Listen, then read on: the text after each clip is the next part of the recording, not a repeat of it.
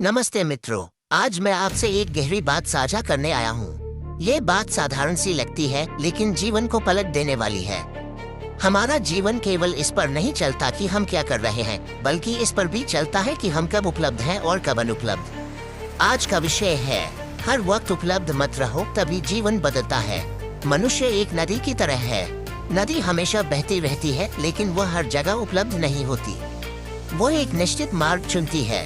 अगर नदी हर जगह फैल जाए तो वह नदी नहीं रहेगी, वह कीचड़ बन जाएगी। यही नियम जीवन का है। अगर तुम हर वक्त हर व्यक्ति के लिए, हर काम के लिए उपलब्ध रहते हो, तो धीरे धीरे तुम्हारी ऊर्जा गुम हो जाती है। तुम्हारी आंखें बुझने लगती हैं, तुम्हारी आत्मा थकने लगती है। लोग समझते हैं उपलब्ध रहना ही प्रेम है, उपलब्ध रहना ही महानता है। लेकिन सच्चाई यह है, हर वक्त उपलब्ध रहना तुम्हें खोखला कर देता है। सोचो, अगर सूरज हर समय चमकता रहे तो क्या होगा? रात कभी नहीं आएगी, तारे कभी नहीं खिलेंगे, अंधकार का आनंद खत्म हो जाएगा, आराम का अनुभव मिट जाएगा। सूरज भी दिन के कुछ घंटों तक ही उपलब्ध रहता है। रात आती है, चांद आता है, तारे आते हैं, संतुलन बनता है। ओशो कहा करते थे, जिसे तुम बहुत ज्यादा उपलब्ध कराते हो, उसकी कीमत खो जाती है। अगर तुम हमेशा किसी के लिए हाँ कहते हो, तो तुम्हारी हाँ का अर्थ मिट जाता है। अगर तुम हर वक्त फोन उठाते हो, तो तुम्हारी उपस्थिति सस्ती हो जाती है। अगर तुम हर वक्त हाँ ठीक है बोलते हो, तो लोग तुम्हें इस्तेमाल करने लगते हैं। अनुपलब्ध रहना सीखो। कभी कभी खुद को रोक लो, कभी कभी कह दो आज नहीं, कभी कभी मौन में चले जाओ। याद रखना, अनुपलब्धता भी एक प्रकार की कला है। ये इनकार नहीं है, यह अपने को बचाना है। रिश्ते सबसे बड़ा उदाहरण है। पति हर वक्त उपलब्ध हो तो पत्नी उब जाती है, पत्नी हर वक्त उपलब्ध हो तो पति का आकर्षण मिट जाता है। दोस्त अगर हमेशा तुम्हारे साथ रहे तो दोस्ती में मिठास खत्म हो जाती है।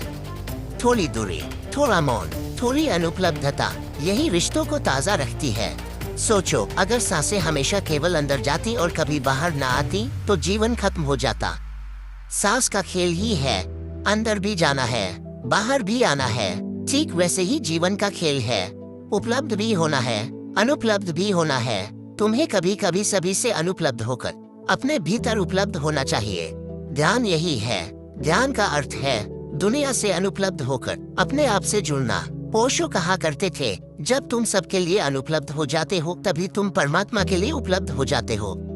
हर रोज थोड़ा समय ऐसा निकालो, जब ना मोबाइल हो, ना लोग हो, ना काम हो, सिर्फ तुम हो और तुम्हारा मौन।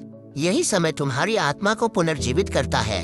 लोगों को डर है कि अगर वे अनुपलब्ध हो गए तो लोग नाराज हो जाएंगे, रिश्ते टूट जाएंगे, मौके छूट जाएंगे। लेकिन सच्चाई इसके विपरीत है।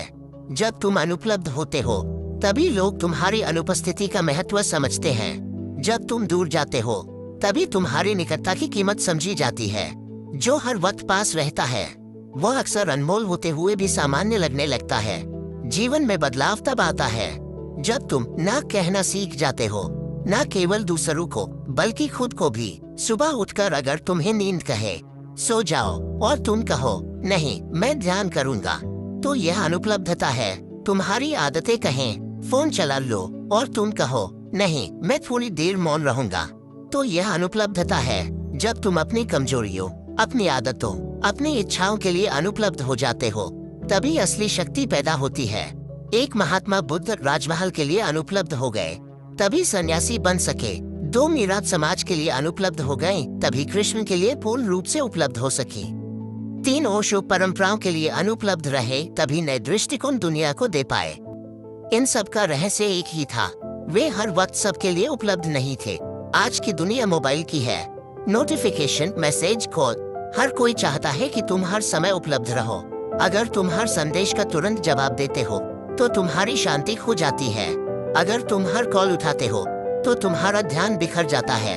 अगर तुम हर मीटिंग, हर निमंत्रण स्वीकार करते हो, तो तुम्हारे पास खुद के लिए समय ही नहीं बचता।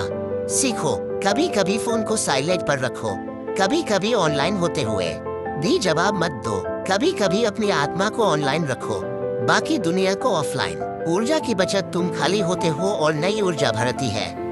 आकर्षण, लोग तुम्हें मिस करने लगते हैं। गहराई, मौन में तुम गहरे हो जाते हो। स्वतंत्रता, तुम गुलाम नहीं रहते, मालिक बनते हो। बदलाव, जीवन नया रूप लेने लगता है। जीवन का रहस्य केवल हाँ में नहीं है। जीवन का रहस्य है कब हाँ कहना है और कब ना। हर वक्त उपलब्ध मत रहो, कभी अनुपलब्ध होना सीखो। कभी मौन रहो, कभी खुद को छुपा लो, कभी दुनिया से कट जाओ। यही संतुलन जीवन को खूबसूरत बनाता है। अंतिम संदेश यह है कि मित्रों, अगर तुम इस सत्य को समझ गए कि हर वक्त उपलब्ध मत रहो तभी जीवन बदलता है, तो तुम्हारा जीवन बिल्कुल नया हो जाएगा। तुम्हारे रिश्ते ताजगी से भर जाएंगे, तुम्हारा मन शांति से भर जाएगा, तुम्हारी आत्मा ऊर्जा से नाच उठेगी। धन्यवाद। अगर आपको ये प्रवचन पसंद आया हो तो इस चैनल को सब्सक्राइब जरूर करें ताकि जीवन बदलने वाले ऐसे और विचार आप तक पहुंचते रहें।